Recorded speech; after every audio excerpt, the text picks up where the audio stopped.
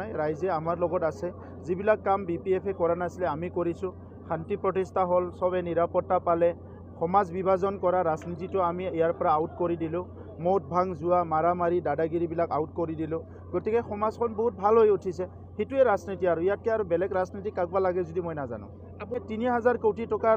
মানুহৰ ওপৰত ঋণ থৈ গৈছিলে আগৰ চৰকাৰে যিটো কাম কাজ কৰা নাছিলে এইটোতো মহা ডাঙৰ পাপ না এইটোতো আমিহে এতিয়া সমাধান কৰি আছোঁ এই কামবিলাক আৰু বহুত জাগাত আধাৰশিলা স্থাপন কৰি হাবদান কৰি থৈ গ'ল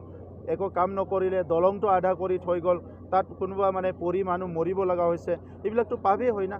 ৰাস্তাবিলাক আধা কৰি থৈ গৈছে চ' এইবিলাক এতিয়া লাহে লাহেকৈ আমি ঠিক কৰি আছোঁ মানুহে ঘৰ পাব লাগে 2010 চনৰ পৰাই ঘৰবিলাক আধৰুৱা কৰি পেলাই থৈ দিছিলে এইবিলাক আমি কৰিছোঁ এইবিলাক পাপ হয়নে নহয় চ' এই পাপবিলাক ধুই পেলাই এতিয়া ঠিক কৰিছোঁ আমি खुलुमबाय आंनि सोरांवाल इउटुबनि चेनेलनि गेजेरजों नोंथांमोन बयनिसिमबो आङो गोसो गोरबोनि सिबिनाय खुलुमनाय अननाय बयनिसिमबो आङो आसामबासिनि आइ आफाफोरनो आं बावहरबाय आंनि चेनेलाव आं गोबावसिमोन मानो होनोबा बोथोरा सोलाय सोल' जानायनि थाखाय देहाया बारा थिग जाबाय थायाखै गुजुनाय गगा मोननाय बायदिसिना फिजिकेलि प्रब्लेम जानायनि थाखाय आं नोंथांमोनजों आंनि चेनेलाव फैनो हायाखैमोन बेनि थाखाय आङो नोंथांमोननिसिम गंग्लायै आंनि निमाहा बिबाय आङो दिनै नोंथांमोनजों शेयार खालामनो सानदों मोनसे राजखान्थियारि बाथ्राखौ लानानै बे राजखान्थियारि बाथ्राया जाहैबाय माने एसे सिगाङाव जों ससियेल मिडियायाव जों नुदों जे प्रमद बर'आ आगोलनि BTCनि बारग' चिफ जाहा हाग्रामा महिलारि सारनि सायाव गोबां अजद होदों बिथाङा गाव ससियेल मिडियायाव बुंदों जे BTCआव गोबां माने 15 बोसोर सरकार सालायनानै PMAYफोरखौ मोजां कमप्लिट खालामाखै बिदिनो दादागिरि बायदिसिना गुन्दा लसा खामानि मावनानै जादों मानसिनिफ्राय जौसिन ऋण खालामनानै गालांदों बायदि बायदि गोबां अजद होदों आरोखि बिथाङा दिनै BTRआव शान्ति फैबाय गोजोन फैबाय बयबो गोसोबादि गावबा गाव खामानि मावनानै जानो हाबाय बायदिसिना अजद होदों आरोखि बिथाङा नाथाय जों नुदों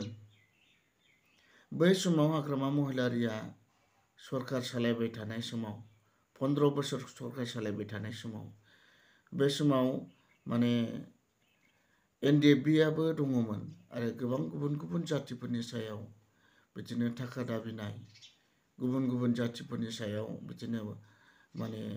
थाखा फैसा लांखारनाय बायदि बायदि माने माखासे इनाय अयथासार बुख्रुब सुख्रुब खालामनाय बेफोरबायदि समस्या खालामबाय थादोंमोन माने फुरा बड'लेण्ड आबुं सोरजिनो थांखियै बेबादिनो गुबुन जातिनि सायाव एसे नाख्रेबनाय बायदिसिना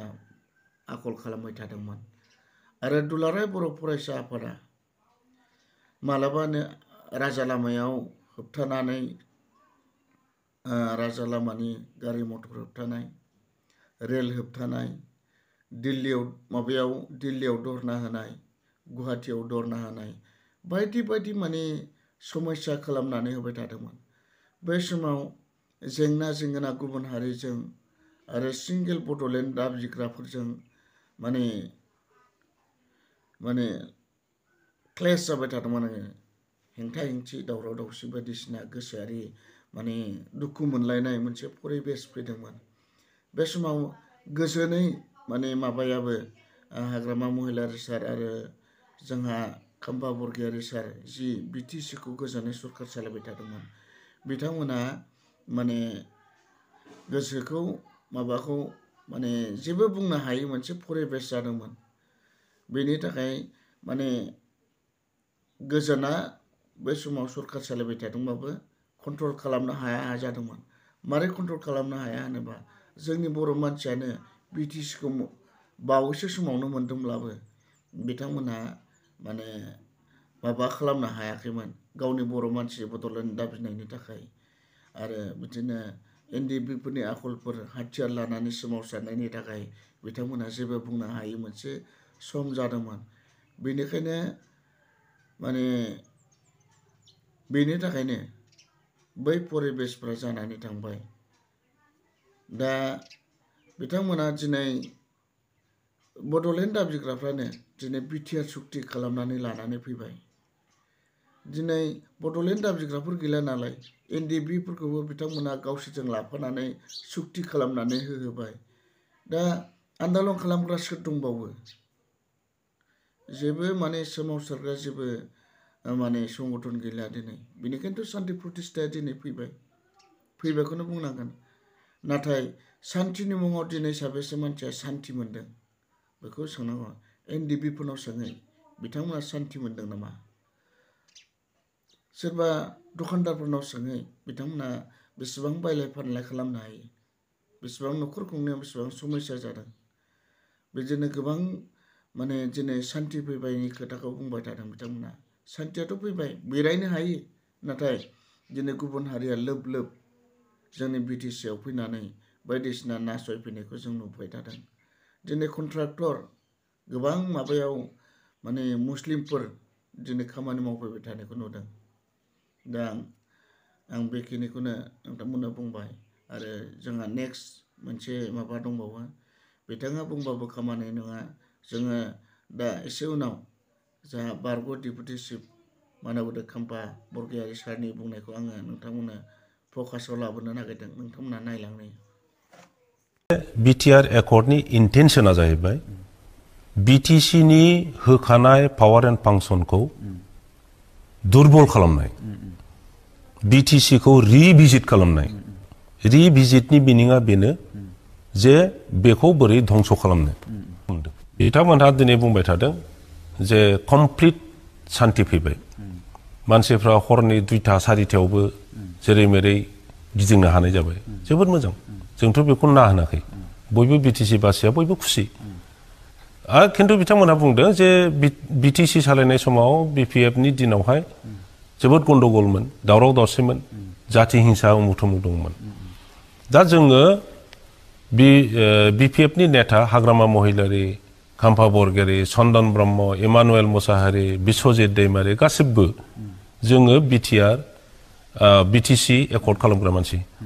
बेनिफ्राय बिटिसि बानायबाय बिटिसि बानायनाय समावहाय आरो जों सालायनाय समाव गन्डगल खालामग्रा सोरमोन बड'लेण्डनि आन्दलन खालामसोमनानै होबाय बिटिसिखौ एनडिएफबिआ बुंबाय जे हार्ट उइदाउट ब्लाड एबसुआ बुंबाय जों बे एकर्डखौ साइन खालाया खारन बिएलटिजों एबसुजों साइन खालामनायनि खोथामोन बिथांमोना साइन खालाया होनना बुंबाय जोङो साइन खालामबाय दिनैनि बिटिसिखौ जों लाबोबाय 6 शिड्युल जोङो बाहाय प्लेस खालामबाय जेबो गैयैयाव जोङो 40टा डिपार्टमेन्ट जोङो बेवहाय प्लेस खालामबाय आरो स्टेट उइदिन स्टेट बायदि जोङो सालायनो हाबाय जोंनि जायगायाव खुनु थाखा फैसा बिसिबां मोनगोन मोना बिनि थाखाय प्लेनिं गैयामोन बाजेट गैयामोन जोङो बेखौ मोनसे धार्य फैसा रिसोर्सेस धार्य खालामनानै प्लेनिं मथे जौगानायनि जों खामानिखौ मावबाय बर' भाषाया बे बिटिसिनि दारै 8 शिड्युलाव हाबबाय दिनै खालामो सोरबा दिनै 8 शिड्युलाव हाबबाय सानथालियाबो एखे आयेनजों हाबदों दग्रायाबो एखे आयेनजोंनो हाबदों मोनब्रै माबाया भाषाया मालाय सानथालिफ्रा दाख्लै गावसिनि 8 शिड्युलाव हाबनायखौ जोंनि बिटिसि सिङावबो सेलेब्रेट खालामदों नाथाय दुखुनांथाव बाथ्राया जाहैबाय बर'नि साहित्य सभाखौनो बुं दुलाराय बर' फरायसा आफादखौनो बुं बा अबेबा संगठनखौनो बुं बिटिसि सरकारखौनो बुं बे 8 शिड्युलाव हाबनाय दिनखौबो खुसि जायाखिसै माबानि सेलेब्रेसनखौनो खालामाखिसै जोंनि दिनाव जोङो सेलेब्रेट खालामदोंमोन बिपिएफनि रोदाखौ जेरावबो बुखुनानै गारहरनाय जादों जोङो ओनसोल थांनानै बिपिएफनि जे रोदा दंमोन बेखौ बुखु दा गारहरबाय थादों आरो बिपिएफखौ जिर' खालामनायनि मोनसे प्रसेस जों लाबाय थादों बेनो फैगोन एमपि इलेक्सननि उनाव जोंनि बड'लेण्ड ओनसोलावहाय जोंनि नांगोल पार्टिखौ बिपिएफ हान्जानि कर्मिफोरखौ नागिरबाबो मोननाय नंला नोंथांमोना नुबाय जे इउपिपिएलनि सेक्रेटारि राजु कुमार नार्जारिया जे बिपिएफनि रोदाखौ बुखुनो नागिरदों बिथाङा मा बुजिदों आं मिथिनो मोनाखै जे बिपिएफआ जे 15 बोसोर सरकार सालायनानै दिनै रायजो राजानि गोसोआव थैजों सिथाबनानै थानाय बै BPF राजखान्थि दोलोखौ बुखुनानै गारनो हागोनखौ आङो असम्भब मोनदों। बिथांमोना BJPनि एजेन्ट जानानै हारिखौ धंख खालामनो होननानै दिनै आगान सुरनानै BPFखौ हारिनि थाखाय खामानि मावग्रा, हारिनि थाखाय सिन्था खालामग्रा मोनसे BPF दोलोखौ माने बुखुनानै गारनो हानांगौआ असम्भब बाथ्रा। दिनै बिथांमोना माखौ बुजिदों माखौ बुजियाखै आरो BPFआ माखौ बुजिदों माखौ बुजियाखै। दिनै दुलाराय बर' फरायसा आफादा UPPLनि थाखाय खामानि मावामोनबा आरो BPF दोलोआ दुलाराय बर' फरायसा आफादखौ मर्यादा होनानै जुदि खामानि मावामोनबा दिनै माने UPPL होननाय जिनिसा BPFनि थाखाय गैया जासिगौमोन। आरो बेखौ बुजिनानै लानाया मोजां जे दिनै साफ्रोमबो न'खर न'खर BPFनि साननाय हनाय मावनाय दांनाय आरो BPFआ हारिनि थाखाय होनाय बिहोमानि सेन्टिमेन्टफ्रा दिनै रायजो राजानि गोसोआव हाबनानै दङ। बेनि थाखायनो दिनै फरायसाफ्रा कलेज फरायनाय इउनिभारसिटि फरायनाय फरायसाफ्रा दिनै गोसोआव नांनानै सिन्था सरसा खालामनानै भबिष्यतखौ नाहरनानै इयुनखौ गावबा गावनि लाइफ दानांगौखौ नाहरनानै दिनै BPF दोलोआव फैदों। मानो होनोबा बिथांमोना सिन्था खालामदों जे BPF नङाबा इयुनाव फिउचाराव हारि दानांगौआ गोब्राब जागोन। बेफोरखौ नुहुरनानै दिनै फरायसाफ्रा लोब लोब फैदों आरो गुबुन गुबुन जाथिनि गेजेरावबो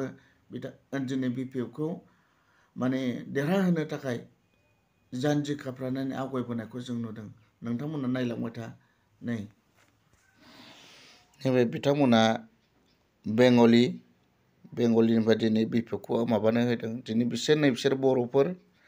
बर'फ्राथ' बर'फोरखासै आरो नैबे जाहैबाय बिहारिफोर बिथांमोना BPFखौ मदद होसिगोन आरो नैबे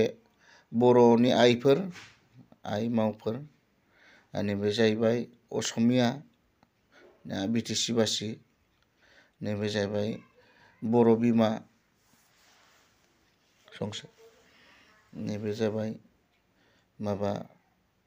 आमि नैबे जाहैबाय बागानियाफोर